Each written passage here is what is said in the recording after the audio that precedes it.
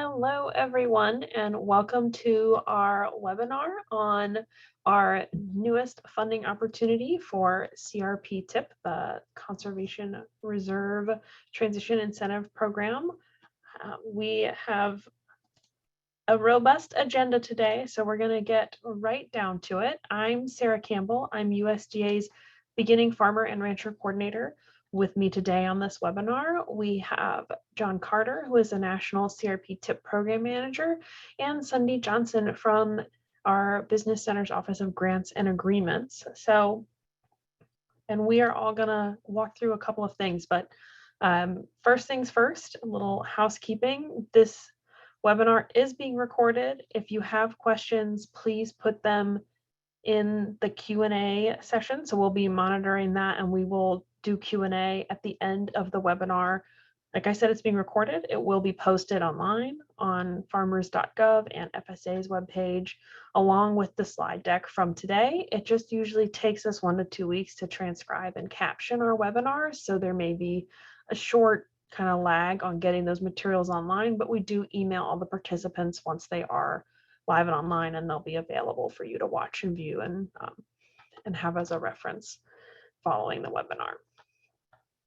And today we are going to talk a little bit about the history of TIP, some of the Farm Bill changes and how the program has evolved, kind of everything you need to know about provisions, enrollment, and payments, and then this cooperative agreement opportunity and what our goals and vision are for it and our outreach objectives.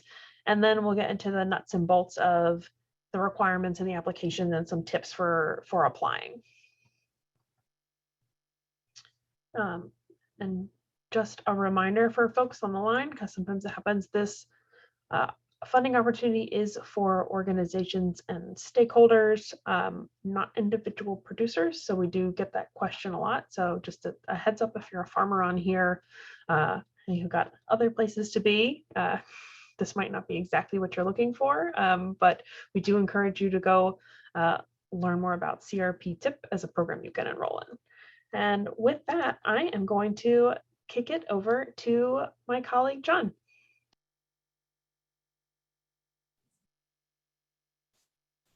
Hello, everybody. My name is John Carter. I am the Transition Incentive Program Program Manager. I've been with the agency about 28 years now, and I've been in the Conservation Division about 25 years of that. And I'm going to do a brief overview today of the TIP program, the policy side of it, kind of at a high level. If anybody would like, if more into details, we can do a one-on-one anytime. Just contact me directly, and I can go into more details, but time will not permit today to go way down into the details. Sarah, I need to go to the, are you doing the overview, or did you want me to do it? You want me to do this? Kick it off. I think I got a little ahead of myself here. And just let me come off video before you get over to John. But yeah, just a reminder for folks. Great. My start video button is, oh, there we go, working again. All right. Wouldn't be a webinar without some technical issues. So yeah, just kind of a reminder for folks, CRP TIP is a program that's designed to incentivize farmland transition to beginning and underserved producers. So we work with landowners who have expiring CRP contracts and provide some financial incentive for them to either sell or enter into a long-term lease with underserved or beginning producers. And we are going to be awarding 1 to 2 year cooperative agreements that focus on CRP TIP outreach, technical assistance, and research. And really what we want to see is organizations who can work with us to help connect landowners and the land seekers together through an increased participation in CRP TIP. And we expect to award 15 to 20 awards. The floor for the agreements is $50,000. And the ceiling is $300,000, and we have $4.5 million. So we are also going to be funding a limited number of proposals seeking to analyze the TIP program and build on prior studies and research that have been done and produce recommendations and research about on how we can improve the program and identification of best practices. All right, now I'll kick it over to John. Okay, I'm back. I'm going to go over a little bit of the history of the program. TIP was originally created in the 2008 Farm Bill, and we had $25 million to help transition CRP land from retiring farmers to beginning farmer ranchers, socially disadvantaged farmers and ranchers. In 2014, the Farm Bill changed and added made it go up to 33 million and added veterans as eligible TIP producers. And the current Farm Bill, 2018 Farm Bill, authorized $50 million for TIP producers through 2019 through 2023.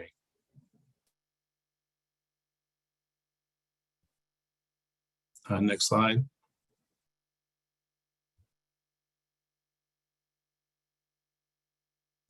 Okay, some of the Farm Bill changes that happened in 2018 were provisions now allow for a lease term of less than 5 years with a option to purchase to qualify for TIP. We did not have the option to purchase in the previous, and if they do not have that now, they still have to have a 5-year long-term lease. One of the biggest complaints we've gotten is that family members were ineligible for TIP enrollment, and many people have tried to get it changed, but they did not do it. Congress left it, so family members are still ineligible to enroll in TIP. Next slide. To be eligible for TIP, an owner and operator must be a farmer or rancher on the land enrolled on an expiring CRP contract. The owner or operator must agree to sell or have a contract to sell or agree to lease a long-term agreement to enroll the expiring CRP contract to a beginning veteran or socially disadvantaged farmer or rancher before the CRP-1R begins. And the CRP-1R is the TIP contract. Next slide. Beginning or socially disadvantaged farmers or ranchers participating in TIP may return the land to production for sustainable grazing or sustainable crop production after obtaining an approved modification plan from NRCS. So they have to get their plan updated in order to whatever they're going to do, whether they're going to enroll in a different program, the beginning farmer or rancher, or whether they're going to put it back into production, they have to get a modified conservation plan. Next. Some of the things allowed that were just in 2018, we allow conservation or land improvements, or we allow I guess I should say, we will allow CRP participants to go in and the beginning farmer and rancher to go in and make improvements on the land before our CRP contract expires in order for them to get it ready for whatever they're going to do with it once they put it into TIP. Some of these things are preparing the land for certification of organic food production. We can allow up to 2 years for that now. That generally takes a lot of time to try to get the soils ready for them to do organic farming. Laying out contour buffer strips, surveying and site preparation for contour farming. Preparing some of the practices that certain land improvements can be completed prior to expiration of the CRP contract are filter strips, fencing, livestock watering facilities, pipelines, ponds installed, terraces, waterways, and water wells. Enrollment in TIP is on a continuous basis, which means they can come in at any time until the total funds authorized by the program are exhausted. Including veterans and socially disadvantaged and farmers and ranchers and CRP participants may enroll in TIP at any time during the 2 years before the scheduled CRP contract expires. It's probably important for me, I don't know how many of you are aware, but CRP, TIP is not actually CRP. Once the CRP is making it eligible to enroll in TIP, once that CRP contract expires, it is no longer considered CRP. It comes from a completely different pot of money. It comes from the TIP funding, but we allow them to prepare while they're currently under CRP for 2 years prior to the contract expiring. Next slide. Also, the beginning and socially disadvantaged farmer and rancher may be eligible to enroll in Conservation Stewardship Program or Environmental Quality Incentive Program, EQIP, other agency programs, provided they meet the eligibility requirements of those programs. I just put an example in here. If your CRP contract is, our CRP contracts expire on September 30th. So if your contract expires on September 30th, 2002, beginning farmers and ranchers can come in and enroll in the TIP program from October 1, 2020 through September 30th, 2022. And next, I was just gonna say, I checked in this morning and looked at some of the numbers, and just if people are curious, we currently, this is not history of TIP, but we currently have 1,258 contracts, 220,500 acres enrolled, and that's $10,599,030 in annual rental payments currently enrolled. That was just a quick overview of the TIP policy. Like I said, I'll be available for anybody that would like to go more into detail. If they'd like to contact me directly, I'll be glad to do it. And now I'm going to turn this back over to Sarah. Thanks, John. I'm going to talk a little bit about kind of our goals here and some of the details that are in the NOFO.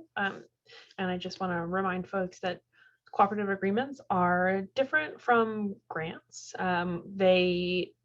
They are cooperative in nature, hence the name. And so we do expect and anticipate involvement with any cooperators who are awarded funding and FSA. So that will be us working with cooperators, with you, participating in key events. So we plan to have, depending on where you're located, kind of your region, local staff, state office staff on the ground, kind of engaging with cooperators on the project and providing feedback. And then we will also, from the national office, be engaging with cooperators, particularly those who are interested in the research sort of tier of application funding. So as I mentioned, we've got 4.5 million set aside for this, and we expect the agreements to come in up to $300,000. And we do expect to make 15 to 20 awards. The agreements and the projects that you propose can be between 1 and 2 years in duration, and you should plan to start them around mid-January of 2023. Proposals must focus on one of the following project types. So we have 3 categories here: technical assistance, network development, and program analysis and recommendation development.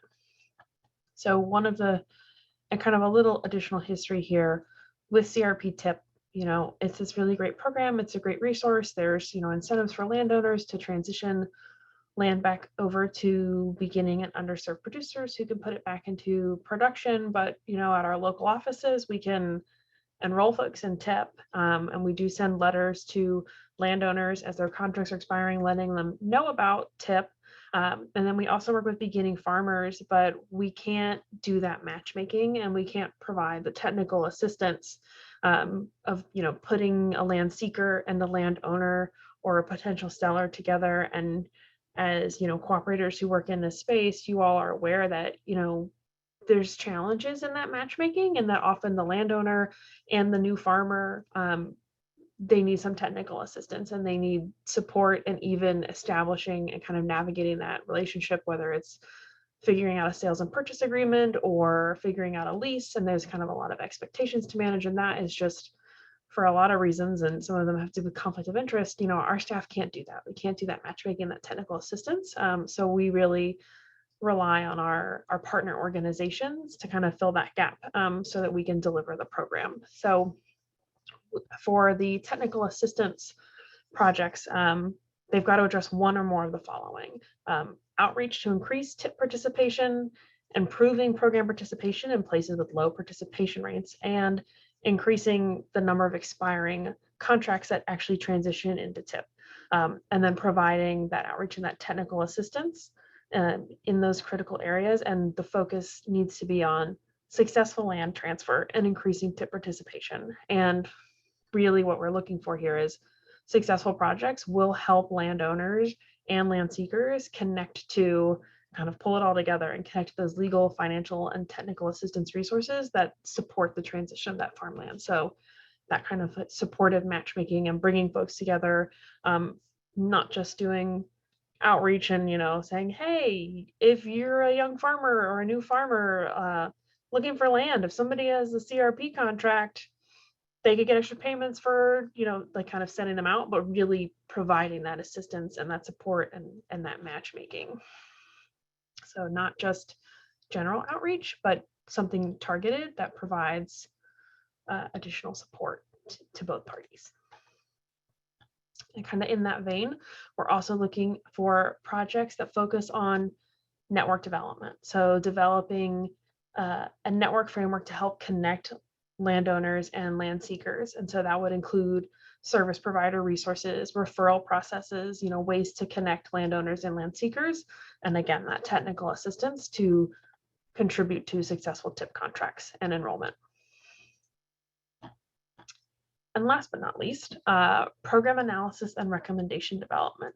So this would be projects that build on prior studies of barriers to TIP participation, particularly challenges faced by underserved producers, or historically underserved, so beginning farmers, ranchers, minority farmers, veterans, that produce recommendations for improving the program and identify best practices and strategies for overcoming barriers to participation. So we previously funded some research on CRP TIP, and we're looking to really expand that and deepen it and have a better understanding of some of the nuances around the challenges and some good recommendations, and somebody who can help us identify, well, what's the secret sauce? Why does it work in some places and maybe not as well in others, and look at data to do that.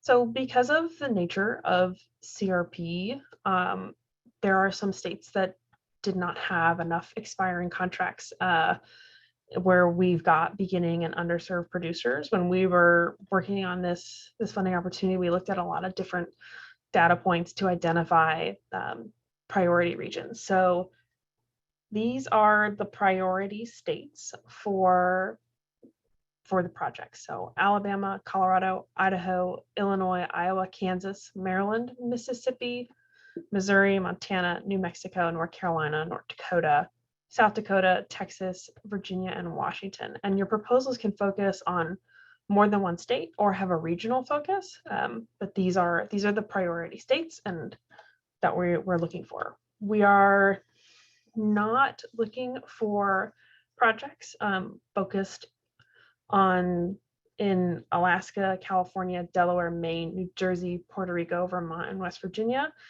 simply due to a lack of expiring CRP contracts and eligible acres. And that is not to say that, CRP TIP does not exist or CRP doesn't exist in those states. It's the nature of the program is a little bit cyclical. And so there just wasn't a significant enough volume of expiring contracts. Eligible applicants include city or township governments, county governments, federally recognized tribal governments, Native American tribal governments that are in other outside of the federally recognized tribes, nonprofits that are 501c3, public, state-controlled, private institutions of higher education, so colleges, universities, special district governments, and state governments. And so we've gotten some questions about data sharing, and especially for the research focused agreements. And if we do enter into a cooperative agreement with your organization, we will be able to have some MOUs and share some data with regards to the program participation. If you all are looking for data ahead of submitting an application, we're much more limited in what we can share. So there's a lot of sensitive data with CRP TIP, and I can, John can kind of elaborate that, but we can't share like county level demographic data. So we will have a procedure and training for cooperators where we can talk about data sharing, and we'll have additional data that you'll be able to use. But there may also be data that has to be FOIA'd. So just a heads up.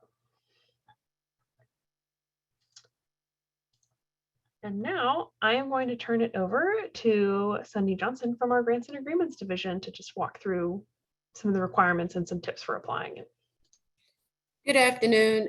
So this portion is on how to apply.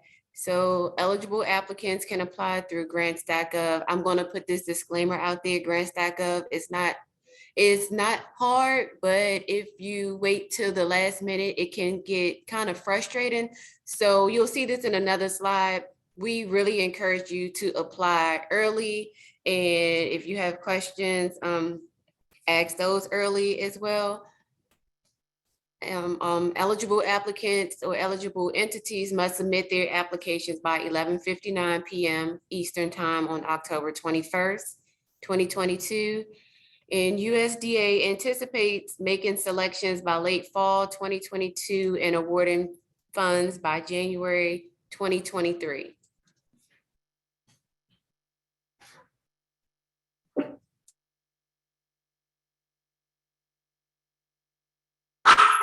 Okay, and tips for applying for federal funding. We encourage you to read the NFO/NOFO closely and make sure your proposals aligns with the requirements and goals outlined in the funding announcements. Submit a proposal with the clear scope and timelines that fit within your organization's capacity and expertise. Don't propose to solve all problems or do everything. Upload your application well before the deadline on grants.gov. Pay attention to deadlines for submitting questions, informational webinars. Partnerships are good. Don't forget to include letters of support, and don't list organizations that you don't have a relationship with as partners. FSA state and county offices are not permitted to provide letters of support for a project, but can provide a letter of participation indicating their willingness to work with the cooperator once the project is funded. Next slide. So do's and don'ts, cooperative agreement management. Prior to submitting an application, confirm that your organization is registered with grants.gov and the System for Awards Management. Again, this is where I speak to doing it earlier, sooner rather than later, because there can be some holdups with SAM, there can be some issues with grants.gov, the technical issues, they always seem to happen, and especially once it gets closer to time to closing. Follow the application instructions and submission requirements in the RFA and grants.gov application guide. To be considered for funding, all required forms must be submitted as part of a complete package. Your application will not be considered if all required forms are not submitted together. I have just some additional information on we can go to the next one. I'll add it at the end, I'm sorry. Submit applications through grants.gov, and grants.gov issues emails to the applicant providing the submission receipt number, submission validation receipt, and grantor agency retrieval notification. Some other things that are good with grants.gov, if there are changes in the NFO that if we go through and read it and say, oh, we didn't add this, I can go in and make an update in grants.gov. If you're registered, you will get a notification. Any change that's made to that NFO, you will be notified for it. Any questions that you have with grants.gov, someone can always assist you. You can, someone from Grants and Agreement will be listed in the NFO, but if there is a application submission question, grants.gov is always your best option. So I'll be on the line if there are any questions that come up regarding the submission process. Don't hesitate to ask, and hopefully I haven't answered. Okay, also grants.gov offers applicant trainings and resources and offers support when submitting an application. If you need grants.gov support, contact the grants.gov support center at supports@grants.gov or visit their support page. There is a lot of work that goes into applying for grants. And if you are awarded one, there are additional commitments that you need to meet. You can find free grants training resources, and it's at the cfo.gov/grants-training. Next slide. I think I'm done. Yep, we are at the Q&A portion now, so thanks for covering that. All right, and there are a couple of questions here in the chat. So one is about where can we find the reports from the past studies? So NSAC actually wrote one of those reports, and we'll share a link with everyone on that. And then actually, here's a really great question that asks, can new nonprofits apply, or do they have to have a history? So if you're a 501c3, you would be eligible, though, you know, as part of your application, you are going to want to demonstrate expertise and capacity. So organizations that don't have any experience in providing technical assistance to land seekers or landowners or doing that matchmaking may not be as competitive. So I would recommend partnering with other organizations if possible, or just making sure that your application communicates the capacity of staff and their expertise in that space.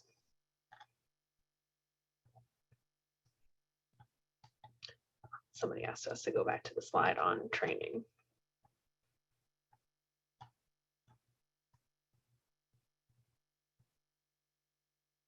And then, John, can you type your email, or we can put your email address in the chat here. We have folks who are looking for your contact information. Yes. And then also,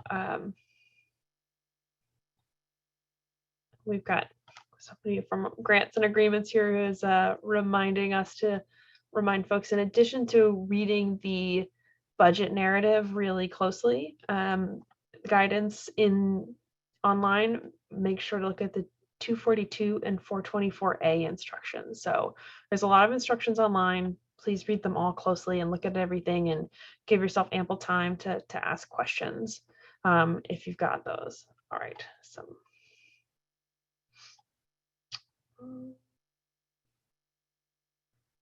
Okay, and we got actually a couple questions about CRP tip here, which I'll defer to John for, which is, how are the landowners paid since they get an extra 2 years of payments? How are they paid, and how are those rental rates determined, or how are the rates determined? Hi. Yes, the CRP, the original CRP contract payment is what determines what the rental rate is. So that landowner will continue to get 2 additional years. So for instance, if he got $100 an acre under CRP, he will continue to get $100 an acre for that land that is enrolled in TIP for the additional 2 years.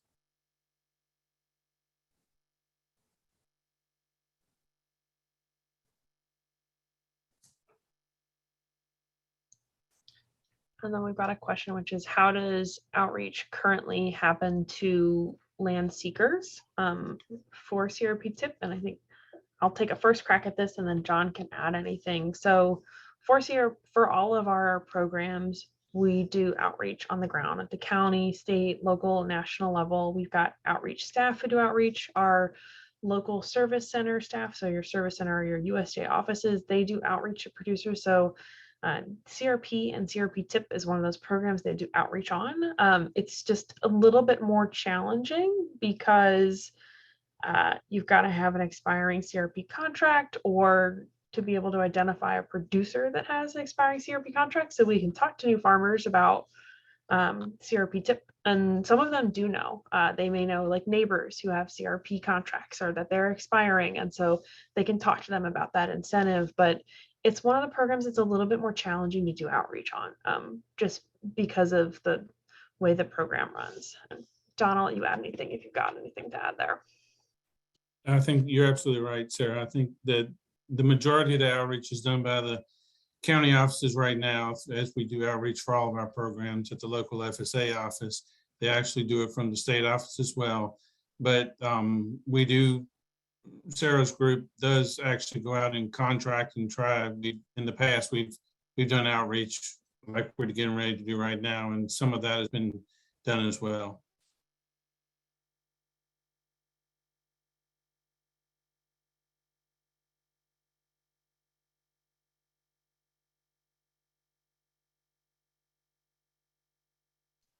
I just dropped John's email in the chat. There were folks out there. We're getting a couple of questions in here about eligible organizations.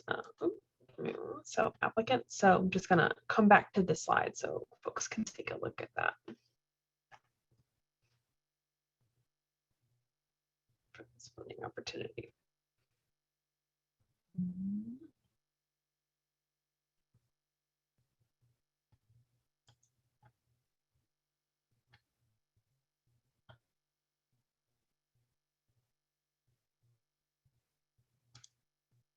All right, let's see. Okay, we mentioned that a state FSA can't write a letter of support, but they can write, yes. So good flag. So yeah, our staff for ethics reasons cannot write a letter of support for any, grant, cooperative agreement, funding opportunity.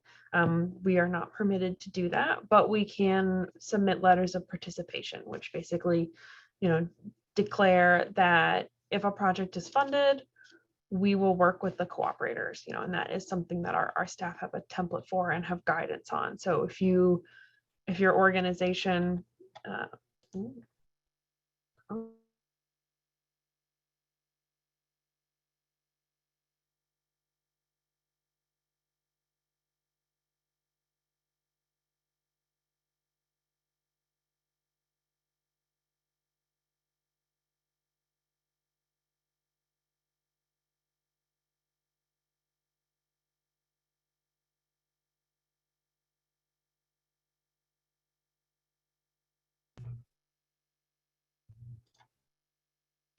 I apologize. I just got kicked out of that, or my Zoom crashed and I had to get back in. Sorry about that, folks.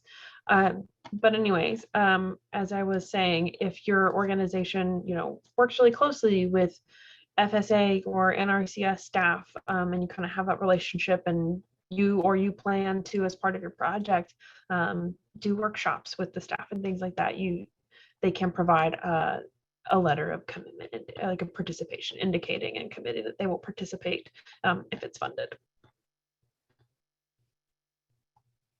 Okay. Easy and apply. So just a reminder, these are the priority states and the states that we're looking for proposals around.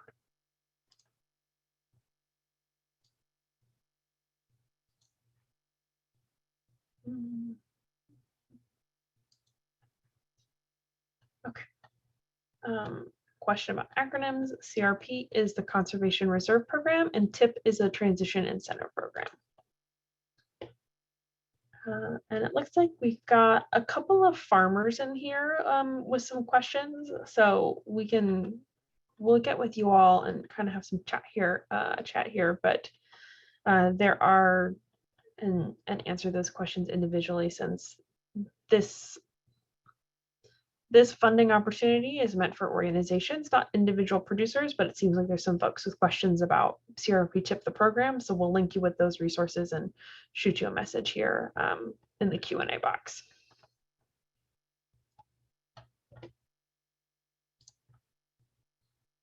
All right.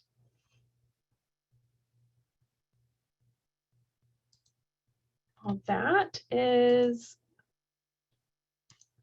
all that we have here. So thank you everyone for joining. And just a reminder, it does take us about a week or two to transcribe the webinar, but it's been recorded. We'll get that captioned, transcribed. It'll get posted online, and then we will link to it We can get it posted on the grants.gov posting. It'll be on farmers.gov and FSA's webpage, and we will email everybody who registered for this webinar once it's online with all of the accompanying materials and the PDF of the slide deck. All right, well, thank you everyone for joining, and best of luck, and don't hesitate to reach out and follow up with folks if you've still got questions or you hit any bumps along the way as part of the application process.